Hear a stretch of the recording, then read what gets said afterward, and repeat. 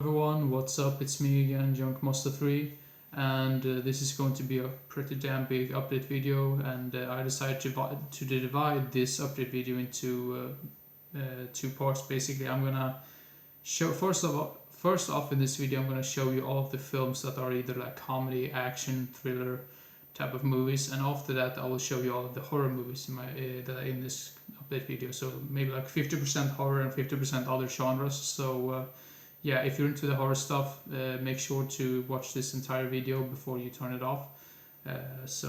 Yeah, let's begin right away. First up, we have a film, like an animated film or like cartoon. I'm not really sure what to call it, but this was released back in the early 90s, and I remember that I loved this film when I was a kid. I think they actually did show it quite often on, I think it was around Christmas, and for some reason they didn't like show it anymore after a couple of years, and I don't really understand why, because I always loved to watch this during the holidays.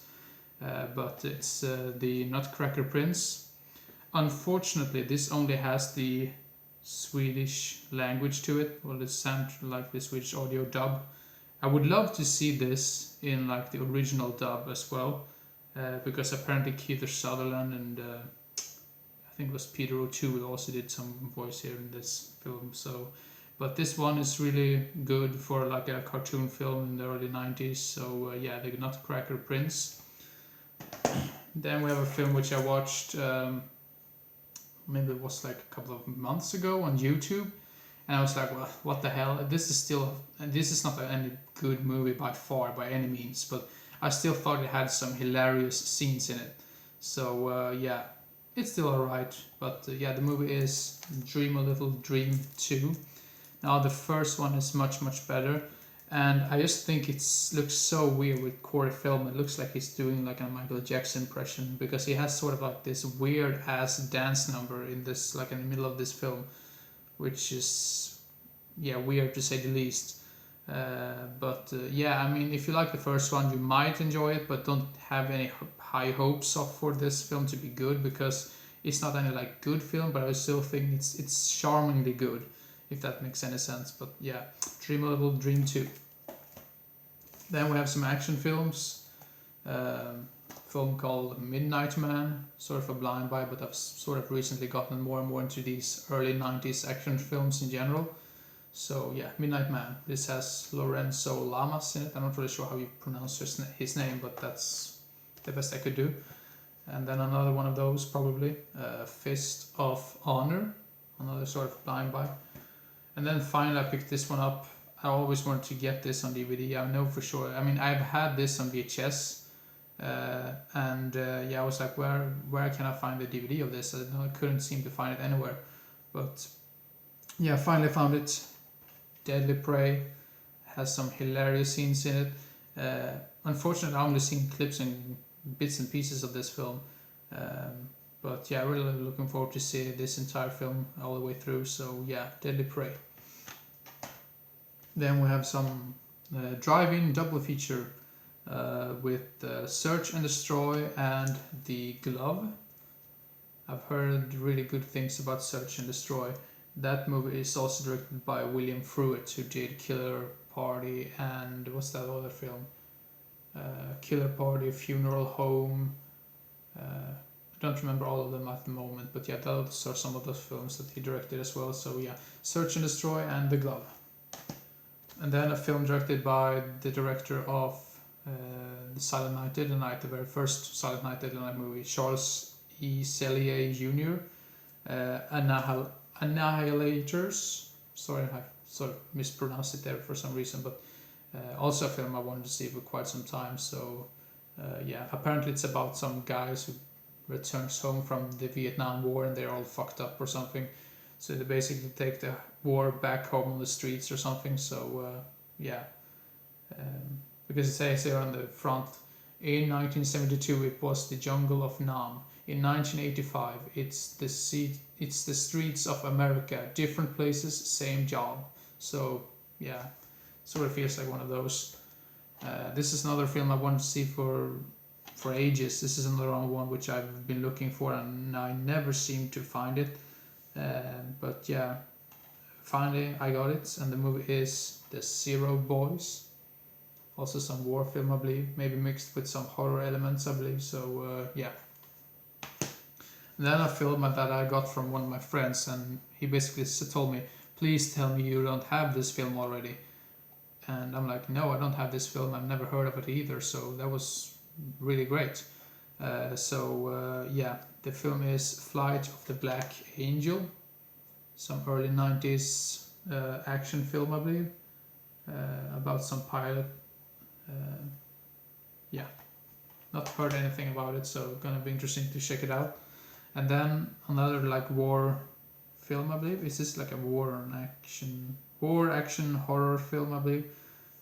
Because this movie has let's see here, Sam Raimi in it. So yeah, the movie is called Thou Shall Not Kill Except.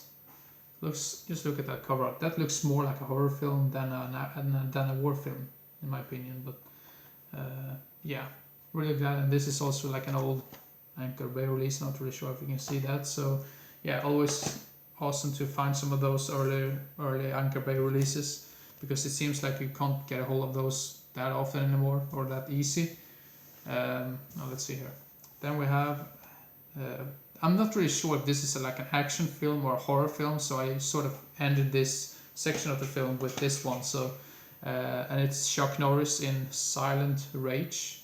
Apparently, Chuck Norris is after some serial killer or like murderer or something in this film. So, yeah, science created him. Now Chuck Norris must destroy him. So something like that. So, yeah, Silent Rage. Well, let's see. I'm just gonna move these movies away, and I'm gonna drink a cup of coffee as well.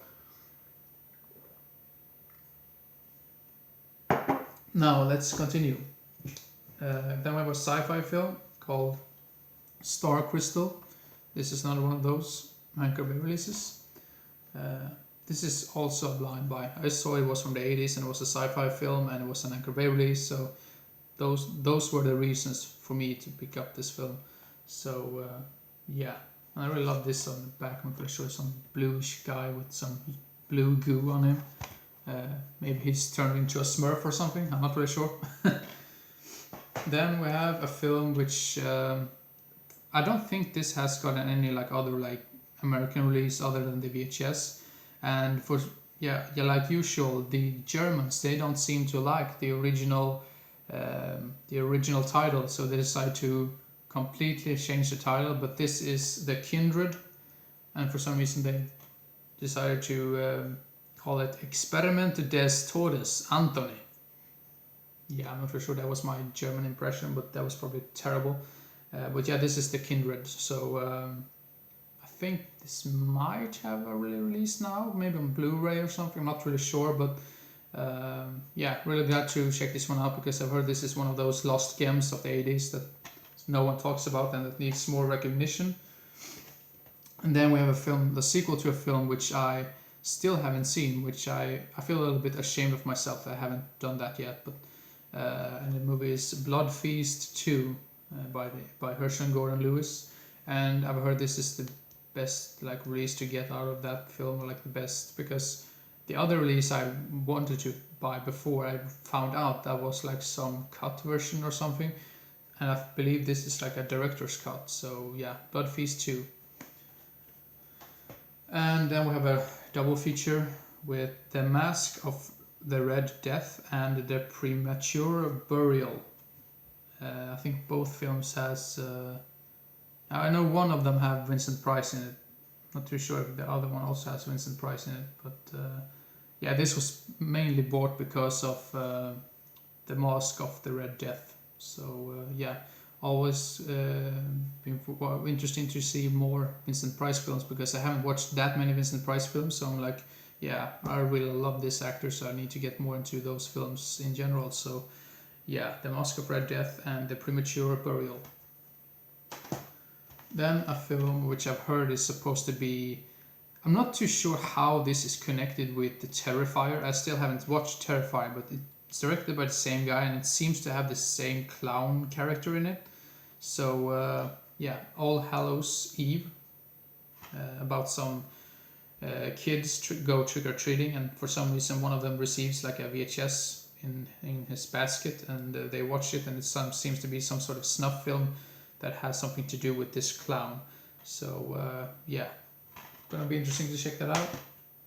And this is another film which I had before, but that was under another title, and that title was Zombie Nosh, I believe. That was a really old like Vipco release, and I also believe that release might be cut in one way or another, so I decided to pick up the other release, but this is under another title, and that title is Flesh Eater, released by Shriek Show. So yeah, and it's with his this guy named Bill Hinzman, and he's also director of this. So yeah, gonna be interesting to check that out.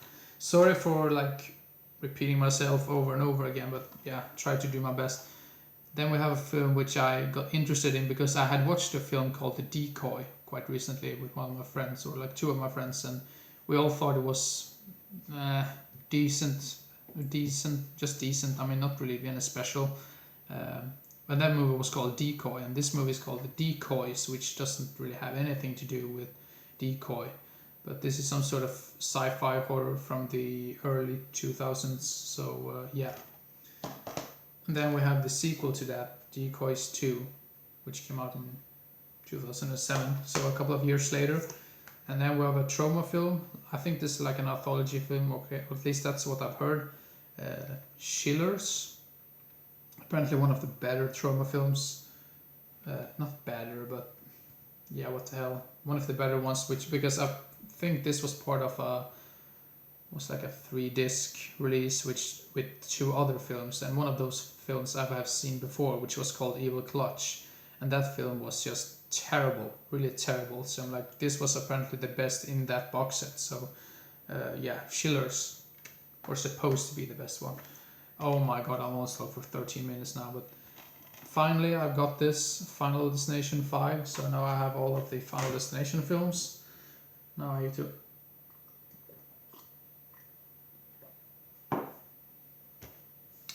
to speed up a little bit. Then we have Spellcaster. This has Tracy Lynn in it. Don't really know anything else about it. It's about some people that are lured into a castle in hope to get $1 million or something. Like, oh, they're supposed to find a treasure in there, and the person that finds this treasure first receives that reward. But on the way, there's some creatures, or like there's something in this castle that just doesn't make it as easy as they believe. So yeah, the premise sounds interesting, and yeah, that was one of the reasons why I bought it. So yeah, Spellcaster. And then a film that I watched on YouTube, actually. I actually watched this with one of my friends on YouTube. Not on YouTube, but I watched this with one of my friends, and this movie I watched on YouTube with him. So yeah, and I sort of joked about it, like, did you know this movie doesn't have a DVD or Blu-ray release? And I think that's a shame, because I really liked this film. And just like maybe 1 or 2 days later, they were like announced, or like they were like releasing this on both Blu-ray and DVD. So I picked up the DVD for The Dark Side of the Moon. This is definitely a film that deserved the release, because yeah, I was just so surprised that this movie was really good. This was so atmospheric. It was sort of a mix between Alien, The Thing, and Event Horizon, sort of, in a weird way. So if you like those films that I mentioned, you might enjoy this one as well. So yeah, The Dark Side of the Moon. And finally, the last film for this update is going to be Black Rainbow, another Anchor Bay release. Sort of a blind buy as well, other than, I mean, just basically because of the Anchor Bay release. So yeah, Black Rainbow. Now, thank you very much for watching, and sorry for almost talking about these films in for like 15 minutes, but yeah, I tried to do my best, and I still hope you enjoyed this video, even though it got a little bit long, and yeah, my English was a little bit weird at times. But now, enough about that. Now I'm just gonna end the video, and yeah, keep your eyes open for the next video, which is probably going to be the continuation of my horror review, my horror collection overview series. Sorry, I now it's really time to end this video. So yeah, take care and see you next time. Bye bye.